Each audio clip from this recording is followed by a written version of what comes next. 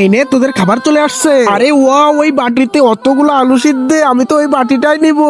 হ্যাঁ হ্যাঁ, আরে মুটকা আমি এই বাটি নেবো। কি বললি? ওই বাটিটা আমি নিবো না, আমি নিবো না, আমি নিবো। আরে আমি নিবো না, আমি নিবো না, আমি নিবো। আরে তোরা থাম, তোদের দুজনের ভিতরে যে বলতে পারবে এই পৃথিবীতে সব থেকে ধনী দেশ কোনটা সেই বাটিটা নিবে। দাদু বাংলাদেশ সব থেকে বড় লোক। কোন দেশ? কোন দেশ? হ্যাঁ আমেরিকা সব থেকে বড় লোক। না, বাংলাদেশ সব থেকে বড় লোক। আরে মুটকার বাচ্চা, তুই তো জানিস না। জানি না মানে আমি হ্যাঁ সব থেকে ইন্ডিয়া বড় লোক তাহলে। আরে মুটকার বাচ্চা, না বাংলাদেশ বড় লোক না ইন্ডিয়া বড় লোক, এই বুটকা যা বলেছে তাই। আমেরিকা হলো সব থেকে বড় লোক। শালা মাথা মোটা মুটকার বাচ্চা, নে এবার দেখ কেমন লাগে। এবার আমি এটা খাবো।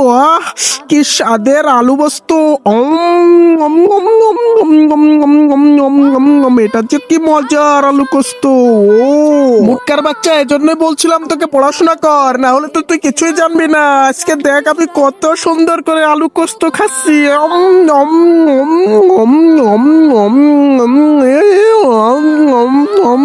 কি মজা।